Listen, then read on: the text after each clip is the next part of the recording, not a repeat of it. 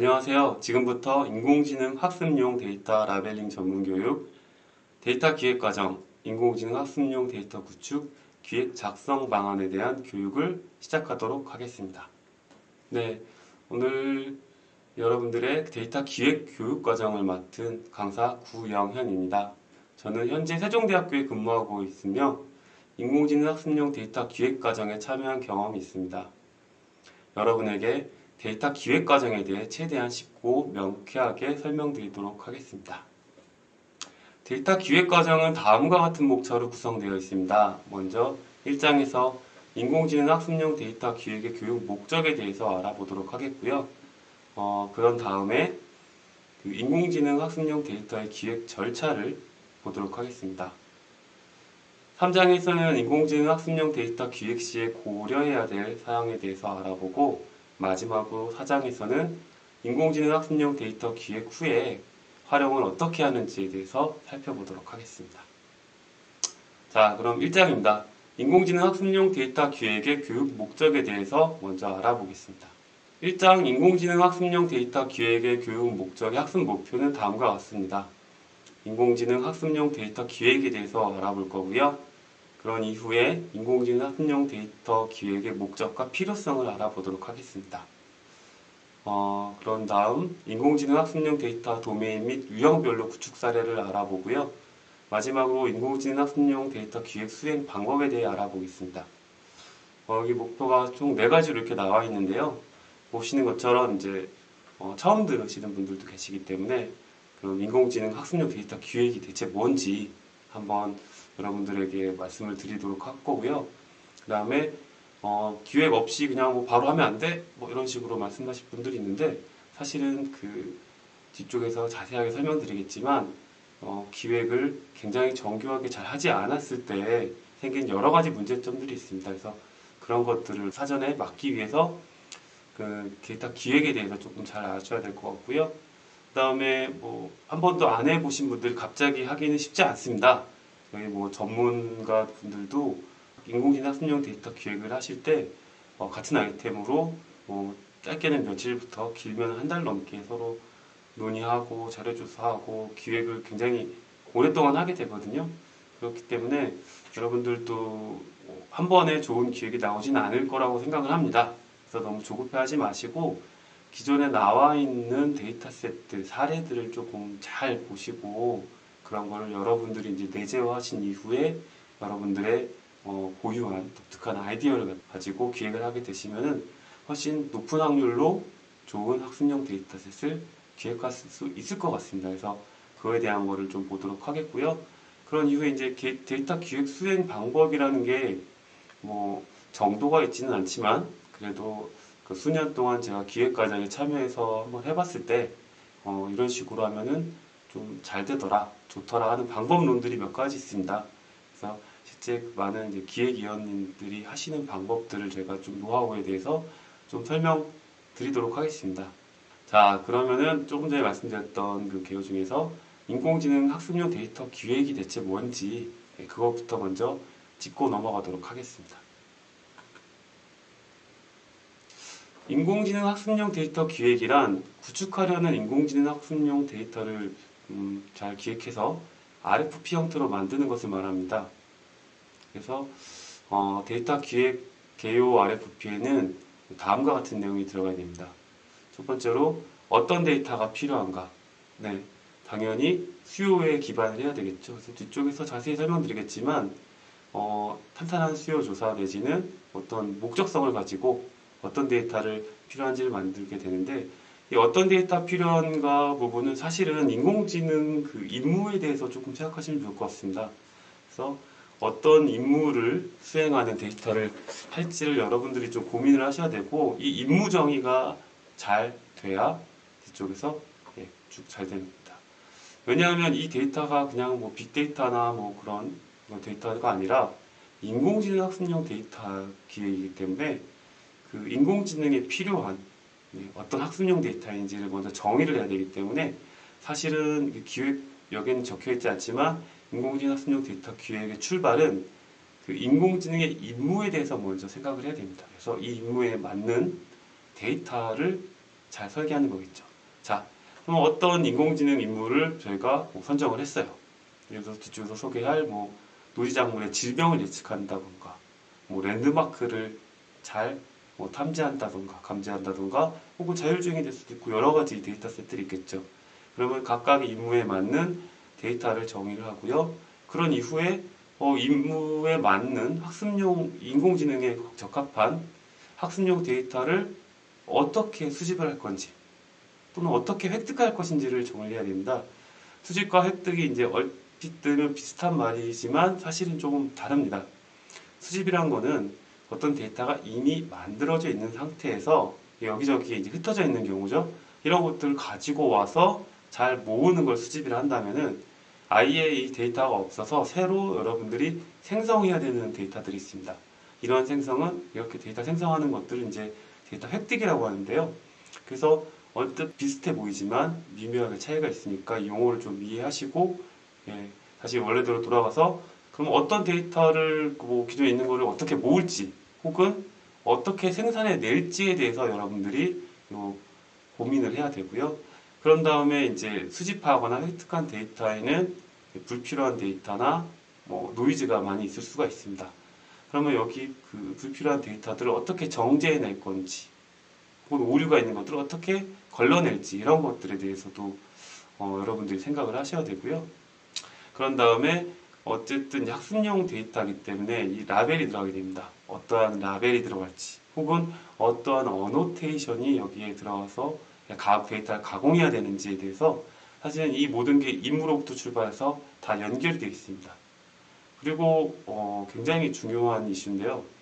최종적으로 이렇게 만들어진 그 기획된 인공지능 학습용 데이터가 실제로 그 어느 분야에서 얼마큼 어떻게 활용될 수 있는가도 여러분들이 같이 제시를 해줘야 됩니다.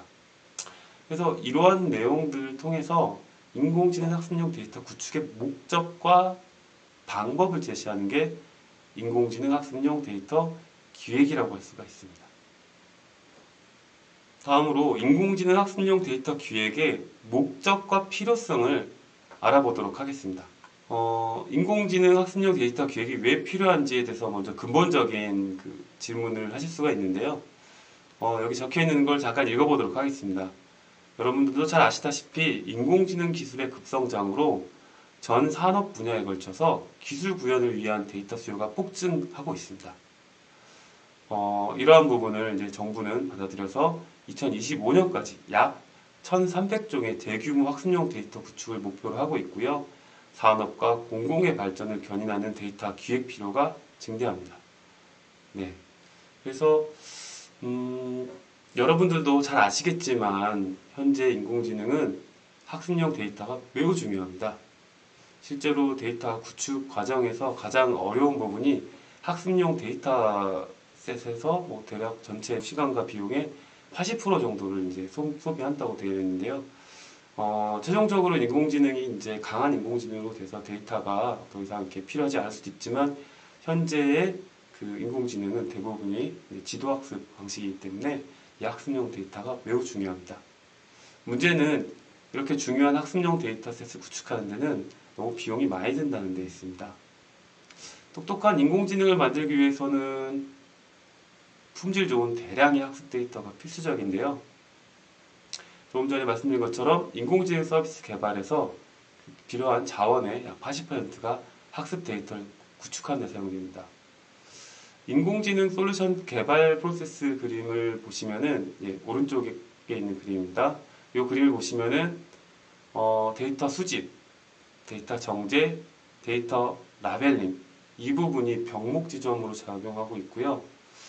사실은 이 병목 부분을 이제 해결해서 알고리즘 개발부터 모델 학습 그리고 서비스 배포 이후에 그 솔루션이 그렇게 순환 구조로 되어 있잖아요. 이런 부분들을 해결해서 인공지능 발전을 도모하고자 하는 목적이라고 보시면 되겠습니다. 또한 중요한 포인트가 있는데요. 자주 사용하는 학습용 데이터셋 같은 경우에는 여기저기서 자체 예산으로 구축하다 보면 불필요하게 낭비되는 비용이 상당한 문제가 있습니다. 예를 들어서 A라는 기업에서 한국어 텍스트를 구축을 했어요. 혹은 음성 네, 데이터를 분석을 했죠.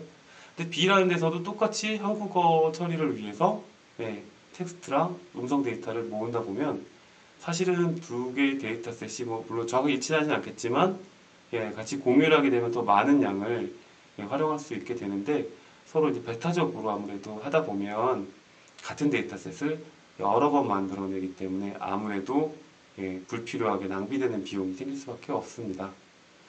또한 앞서 서두에서 말씀드린 것처럼 이 데이터셋 구축의 비용이 상당히 많이 든다고 말씀드렸었는데요. 중소기업이나 뭐 스타트업, 그다음에 뭐 개인적인 연구라는 뭐 소규모 연구자들 같은 경우에는 뭐 이러한 비용 문제 때문에 그 학습용 데이터셋 구축을 원하는 만큼 원하는 분야에 대해서 하지 못하기 때문에 인공지능 기술이나 서비스 개발에 어려움을 겪을 수밖에 없습니다. 그래서 이 인공지능 학습용 데이터셋 자체가 인공지능 시장에 들어오는 어떤 연구나 뭐 시장 보건 서비스를 하는데 진입장벽으로 작용할 수가 있습니다. 그래서 이러한 부분을 이렇게 불필요하게 낭비되는 여기저기서 중복되는 공통 데이터셋을 묶어서 공동 활용할 수 있게 하고 그 다음에 비용 문제로 뭐 선뜻 활용을 못하는 그런 구축을 못하는 데이터셋들을 정부에서 지원을 해서 만들어줘서 인공지능 그 생태계를 활성화하기 위한 목적으로 이 데이터셋이 예, 중요하고 이런 데이터셋을 잘 만들고 그 다음에 효과적으로 예, 지원하기 위해서는 이제 데이터 기획이 잘 돼야 된다는 겁니다. 그래서 좀 전에 말씀드린 것처럼 그 산업 공공의 발전을 견인하는 인공지능 학습용 데이터셋을 효과적으로 잘 구축하기 위해서 데이터 기획을 잘 해야 되는 거고요. 이에 대한 근거들은 사례를 통해서 뒤쪽에서 여러분들과 차근차근 논의드리도록 하겠습니다. 데이터에 대한 내용을 기획했다. 이 다음에는 여러분들이 RFP를 작성하셔야 됩니다. RFP는 Request for Proposal의 약자로 우리말로는 제안 요청서라고 하죠. 아마 뭐 아시는 분들은 RFP를 많이 보시고 뭐 만들어 보셨거나 혹은 RFP를 기반으로 사업계획서를 이제 많이 만들어 보셨겠습니다. RFP는 발주자가 특정 과제 수행에 필요한 요구사항을 체계적으로 정리해서 제시함으로써 제안자가 제안서를 작성하는 데 도움을 주기 위한 문서입니다. 제안 요청서에는 해당 과제의 제목과 목적 및 목표, 그 다음에 내용, 기대 성과, 수행 기간, 그리고 금액, 참가 자격, 제출 서류 목록, 요구사항, 제안서 목차, 평가 기준 등 굉장히 꼭 필요한 내용들이 이제 다 포함되게 되어 있는데요. 제안 요청서는 시스템 설계에 사용자의 요구사항을 반영해서 나중에 사용자의 제안이 잘 실행되고 있는지 판단하기 쉽게 만들어주는 역할을 합니다. RFP가 구체적일수록 제안서의 품질이 높아지고요. 예산에 대한 이견이 줄어들 수 있습니다. 이게 무슨 의미냐? RFP가 구체적일수록 제안서의 품질이 높아진다는 게 뭐 프로젝트란 게 하다 보면은 꼭 반드시 필요한데 RFP에서 명시하지 않고 하다가 발견돼서 뭐 이런 것들도 같이 해주세요라고 할 수가 있습니다. 혹은 제안서에 모호하게 적혀 있기 때문에 이거를 제안사가 임의로 해석을 해서 뭔가 다르게 뭔가가 나왔을 경우에 이거를 이제 발주자 같은 경우에 이거 제가 원하던 방향이 아닙니다. 그리고 이것도 하는 김에 해주세요. 이렇게 하다 보면은 아무래도 이게 일의 양이 늘어나게 되거나 뭐 한번 만든 거를 엎어버리고 다시 만들어야 되는 일이기 때문에 예산에 대해서 서로 이제 발주자하고 이제 제안자가 서로 이견을 모을 수밖에 없겠죠. 당연히. 네. 이런 경우가 실제 사업을 수행하다 보면 굉장히 많이 있는데요. 그래서 RFP를 구체적으로 잘 명시해야 이런 문제가 없어지게 된 것입니다. 또 프로젝트를 진행하는 동안에 의견 충돌이나 갈등을 미연에 방지한다고 되어 있는데요. 네, 같은 맥락입니다. 프로젝트 진행할 때 RFP가 명확하면 명확하게 그걸 해석해서 해당 일을 수행을 하고 RFP를 기준으로 이걸 했냐 안 했냐 체크를 하게 되면 사실은 이제 발주자도 프로젝트 관리하기가 굉장히 편리한데 서로 이 모호하게 적힌 RFP 때문에 양측 간에 심각하게 의견 충돌이나 대립을 할 수 있게 되는 겁니다. 자, 이게 밑에 문구가 좀 되게 중요한 내용이라서 제가 이렇게 몇 가지들을 발췌했는데 이걸 좀 읽어보시면 좋을 것 같습니다. 제안서는 결국 RFP를 토대로 작성이 됩니다. 아무리 부당한 내용, 독소 조항 같은 것들도 RF에 명시되어 있으면 관련 내용을 제안서에 반드시 명시해야만 합니다. PPR 내용이 내용을 제안서에 반영하지 않으면 묵시적으로 RFP가 가업 기준이 되며 설령 사업자가 RFP 내용을 수용하지 못할 경우에는 제안 규격에 맞지 않으므로 스펙 아웃이 되는 상황을 발생할 수 있습니다. 그리고 실제 그 아래쪽 같은 경우는 그 제안 요청서에 있는 그 문구를 제가 캡처해서 가져온 건데요. 제안 요청서의 모든 조건은 제안업체에서 명백하게 배제된 경우를 제외하고는 묵시적으로 승인되어 제안서에 포함된 것으로 간주한다라고 이렇게 써 있습니다. 그래서 계속 이제 제안서에 대해서 제안서의 RFP에 대해서 이제 계속 말씀을 드렸는데요. 사실 이 RF 평가도 많이 들어가고 이제 RFP도 만들고 뭐 이런 작업들 하면서 좀 수행 과정에서도 보고 했는데 실제로 그 RFP를 가지고 실제 그 제안사들을 평가를 해서 사업 수행자들을 선정하게 되고요. 실제 사업 관리 이제 중간에 진도 점검 나가거나 이렇게 했을 때도 이제 RFP를 얼마나 충실하게 잘하고 있는가를 계속 체크를 하게 됩니다.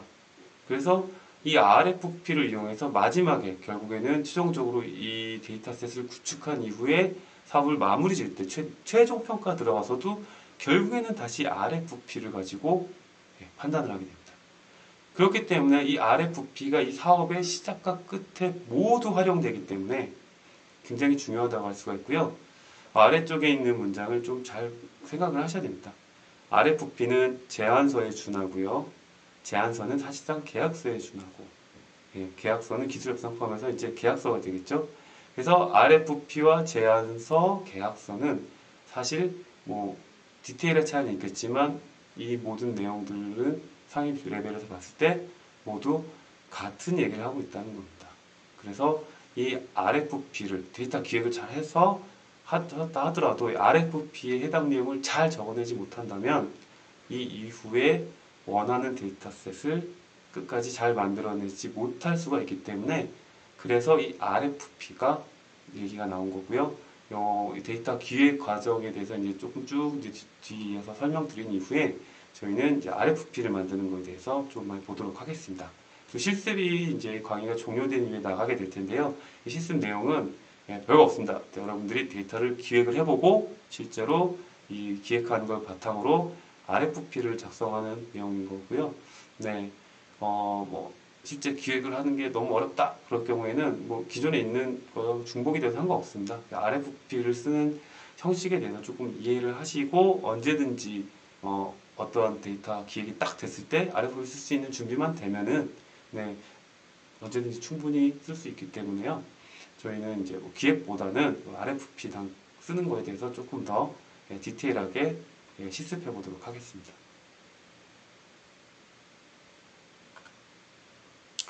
자, 다음으로 이제 인공지능 학습용 데이터 구축을 위한 RFP 작성 형식에 대해서 좀 보도록 하겠습니다. 실제 RFP는 보시는 것처럼 이렇게 크게 네 가지로 구성되어 있습니다. 데이터 개요, 데이터 구축 목적, 데이터 구축 방법, 데이터 규모 이렇게 되어 있고요. 이를 위해서는 뭐 이렇게 네 가지를 이해하시고 이 양식에 맞춰서 어떤 내용이 들어간지를 좀 보셔야 되겠는데요. 데이터 개요는 먼저 다음과 같은 내용이 들어가게 됩니다. 여기 적혀 있는 것처럼요. 어떤 데이터인지 아까 말씀드렸죠. 이 임무가 뭐고 이 임무를 해결하기 위해서 이 데이터셋이 필요한데 이 데이터셋이 어떤 데이터셋인지를 갖다가 개략적으로 여기서 설명을 해주시게 됩니다. 그 다음에 무엇을 위한 것인가 연구 목적이나 산업 목적 뒤쪽에서 데이터 구축 목적을 제시를 하겠지만 여기 데이터 개요에서 뒤쪽에 있는 데이터 구축 목적, 구축 방법, 데이터 규모를 모두 아울러서 스트릭트 레벨로 적어주셔야 됩니다. 그래서 보시는 것처럼 얼마큼 구축할지, 어떻게 구축할지 뒤쪽에 다 있는 거죠. 이 내용들을 모두 요약을 해서 데이터 개요에다가 최대한 많은 사람들이 친절하게 이해할 수 있도록 친절하게 적어주셔야 됩니다. 다음 이제 데이터 구축 목적입니다. 데이터 구축 목적은 이 데이터가 대체 누구를 위해서 또는 어떤 서비스를 위해서, 어떠한 인공지능을 위해서 만들어지는지, 이걸 하게 되면 뭐가 좋은지에 대해서 설명하는 겁니다. 그 목적은 크게 이제 두 가지로 나눠서 이제 기술하게 되어 있고요. 연구 목적과 산업 목적으로 이제 나눌 수가 있습니다. 연구 목적과 산업 목적이 모두 충실하면 좋긴 하겠지만 실제로 그렇게 모두 충실한 데이터를 만들기는 쉽지는 않을 거고요. 뭐 뒤쪽에서 설명드리겠지만 좀 산업 목적에 조금 많이 치중하시는 게 좋고요. 그렇다 하더라도 또 앞으로 나올 미래 인공지능들을 선제적으로 기술 개발을 위해서 이 데이터셋이 필요할 수도 있기 때문에 그런 경우에는 산업 목적은 좀 약하더라도 연구 목적 위주로 적어주시면 되겠습니다. 그리고 여러분들이 좀 신경을 많이 써주셔야 될 게 현재 이제 데이터셋이 이제 굉장히 많이 구축이 돼서 많이 공개가 되고 있고 아무래도 이제는 이걸 가지고 얼마나 어떻게 활용할지에 대한 그 생태 구축에 대한 고민들이 많이 깊어지는 시점입니다. 그래서 만들어진 데이터를 가지고 어떻게 활용할지 활용 방안도 여러분들이 데이터 구축 목적칸에서 같이 제시를 해주기를 부탁드립니다. 다음은 이제 데이터 구축 방법입니다. 자, 이런 어떤 데이터를 어떠한 목적으로 만들 때 이 데이터를 어떻게 수집하거나 어떻게 획득하는지에 대한 그 방법론을 적어주셔야 됩니다. 그러면은 데이터 구성이 어떻게 되는지를 설명을 해야겠죠. 데이터는 그래서 남자 목소리, 여자 목소리, 그리고 연령대는 어떻게 이런 분포나 구성에 대해서도 얘기를 할 수가 있고요. 때로는 기본적으로 예를 들어서 CCTV 같은 경우에 기본적으로 실제 그 리얼 데이터를 활용하는 것을 원칙으로 하되 가끔씩 구할 수 없는 데이터들이 있습니다. 그럴 경우에는 재현을 한다던가 억지로 어떻게 수집하기 위한 방안을 제시하라던가 이런 식으로 데이터 구성에 대해서 여러분들이 여기서 적어주셔야 되고요. 그 다음에 어떤 장비로 수집을 할지도 굉장히 중요합니다. 영상일 때 스마트폰으로 할지 DSLR 카메라 할지 혹은 CCTV, 서베일런스 카메라로 할지 등등등 혹은 3D 카메라로 할지 되게 다양한 장비들이 있잖아요. 수집 장비도 여러분들이 정해주지 않으면은 이거를 임의로 제안사들이 해석을 해서 원래 의도랑 구축 목적과 다른 장비를 들고 들어올 수 있기 때문에 수집 장비도 이제 잘 명시해 주셔야 되고요. 이 수집 방법과 그다음에 이걸 갖고 와서 가공해서 어떻게 학습용 데이터로 만들지 가공 방법 그다음에 수집한 데이터 아무래도 이게 공공 성격으로 이제 대중들에게 오픈되기 때문에 여기에는 개인정보 같은 것들이 들어오면 안 됩니다. 민감 정보나. 그래서 그런 것들을 어떻게 비식별할지 같은 것들도 여기에서 같이 여러분들이 제시를 해주셔야 됩니다. 그리고 데이터 규모를 정해야 됩니다. 그래서 학습이 여기서 고민을 해야 될 게 데이터 수량과 형태 이 두 가지 다 적어주셔야 되는데 특히 수량 같은 경우에는 좀 잘 구성을 해주셔야 됩니다. 그 수량이 너무 적을 경우에 학습이 안 될 수도 있고요. 수량이 너무 많이 했을 경우에 이제 사업 비용으로 이제 감당이 어려울 수도 있습니다. 그래서 이 두 가지를 좀 잘 보셔야 되고요. 뒤쪽으로 설명 또 드리긴 하겠지만 이 데이터 수량 자체를 분포를 기계적으로 최대한 이제 균등하게 하기를 원하는데 이 수량을 너무 이렇게 카테고리를 디테일하게 쭉 나눠서 하다 보면은 구축 수량 자체는 몇십만 장 이런 식으로 굉장히 몇백만 장 많아 보였지만 쭉 레벨 2, 레벨 3 이렇게 막 내려갔을 때 특정 카테고리의 데이터셋이 100장밖에 없어서 학습이 안 된다거나 이런 일들이 발생할 수 있기 때문에 그런 부분 좀 주의해 주셔야 되고 특히나 조금 전에 말씀드렸던 그 비용과 관련된 부분은 예를 들어서 데이터셋을 딱 이 정도만 있어도 될 것 같아 라고 했는데 사업비가 너무 안 나올 수도 있는 거죠. 반대로 이 방식대로 했더니 도저히 인공지능 학습용 데이터 구축 사업으로 도저히 감당할 수 없는 비용이 나올 수도 있습니다. 그렇기 때문에 비용을 좀 자세히 봐야 되는데 사실 비용이 굉장히 구하기 어렵죠. 그래서 어려운 부분이고 각각마다 그 케이스들이 다르기 때문에 모든 케이스들 다 다를 수는 없겠지만 그래도 다행히도 NIA에서 이러한 그 데이터 구축에 대한 비용들 어노테이션이나 라벨링, 구축 비용들 이런 것들까지 다 포함해서 그 비용에 대해서 이제 100% 이제 정확하지는 않겠지만 그래도 케이스상 이런 식으로 비용이 나오더라라는 사례들을 좀 들어서 준비를 하고 계시다고 합니다. 이거 공개가 되면은 여러분들은 이 가이드라인을 최대한 활용하셔가지고 이 비용 산정도 비용 산정해서 데이터 수량을 맞추시도록 하셔야 되겠습니다.